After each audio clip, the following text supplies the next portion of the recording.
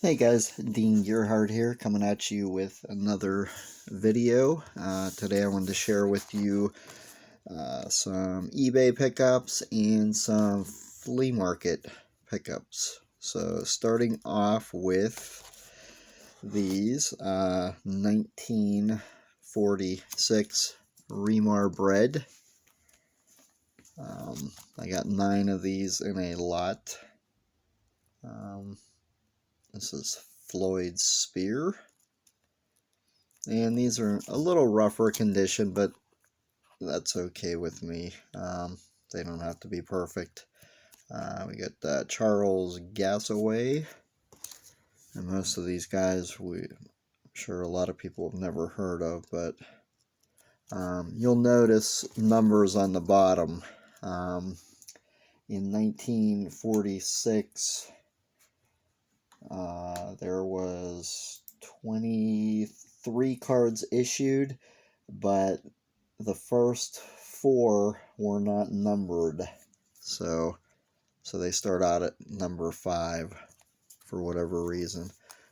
This guy was not numbered, and this guy's pretty wrinkled.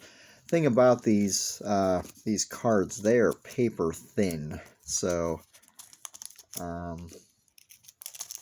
very easy to,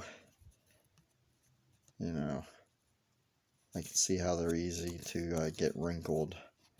But some of them are in pretty decent shape, so I just figured I'm going to go ahead and do the whole series of these. I've got some more coming in, I think tomorrow. They were supposed to be here yesterday, but I don't know what happened. But anyways, you get the idea. I just,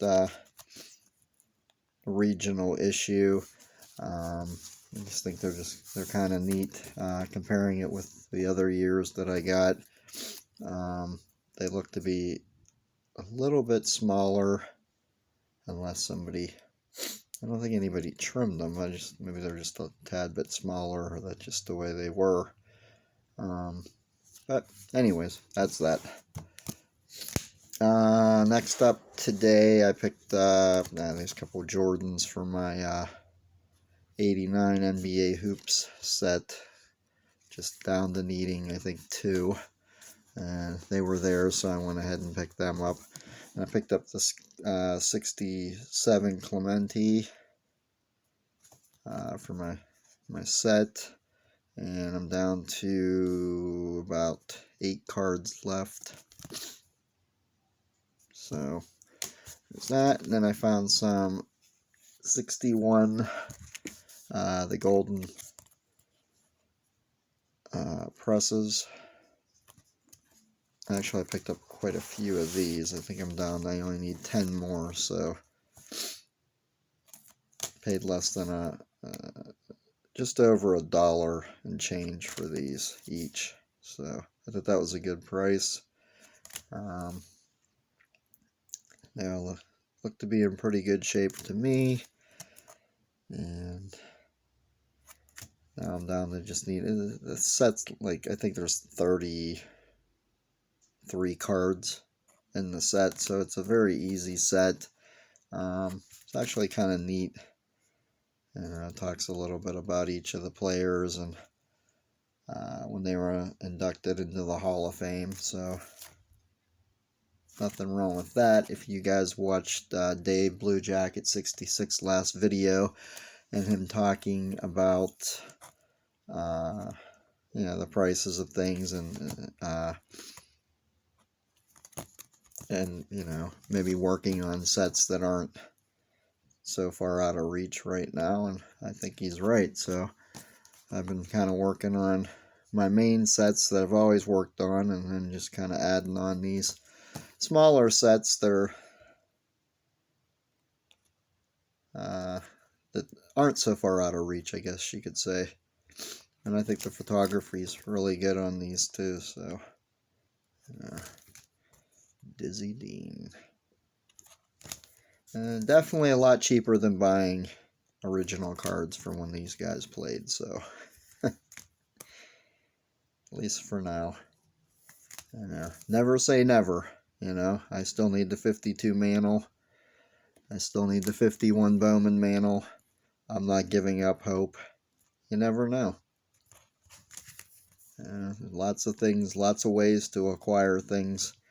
Might just take a little extra hard work, or you might have to sell some things, or whatever the case is. But never say never, guys.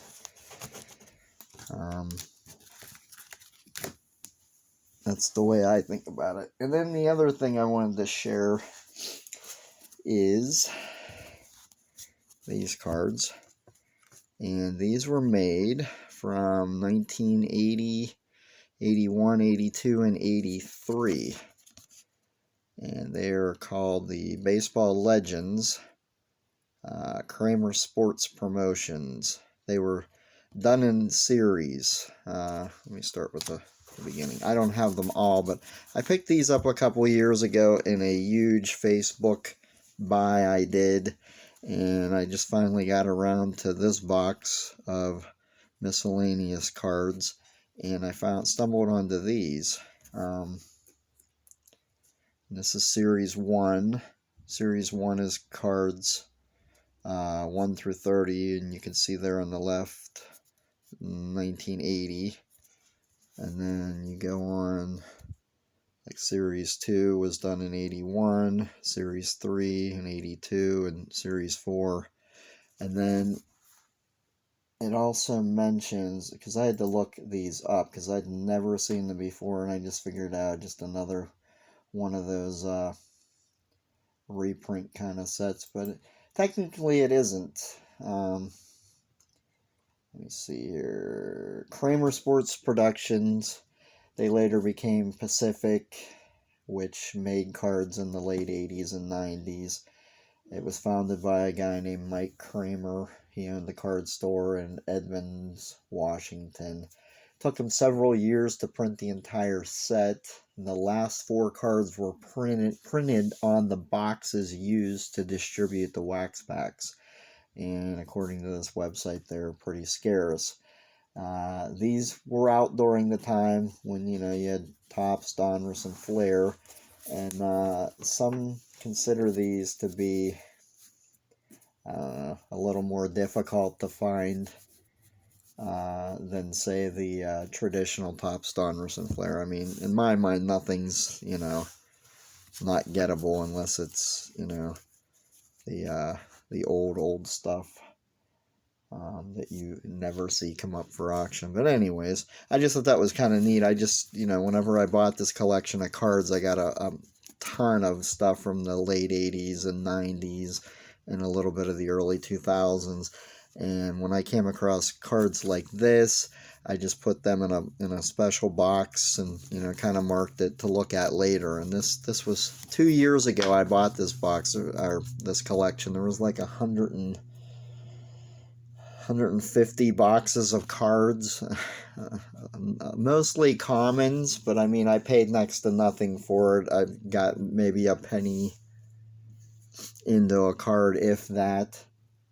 So I've been going back and throwing the sets together and just having fun with that, because I didn't collect then. So to me, this is like discovering them for the first time. But when I looked these up last night, I was actually kind of surprised that some of them, they're not just dollar cards. I mean, there's all kinds of I think everybody in this set is a Hall of Famer, actually. So, and I forget how many I have here, but there's 120 or 130 cards in the set total. And you can find them on eBay. And like I said, it just, another one of my side projects working on during these times. So that's really all I got for now. Like I said, I got another group of Remar Breg cards coming in this week, and a couple other little thises and that's kind of things. So that's it, guys. Have a good day.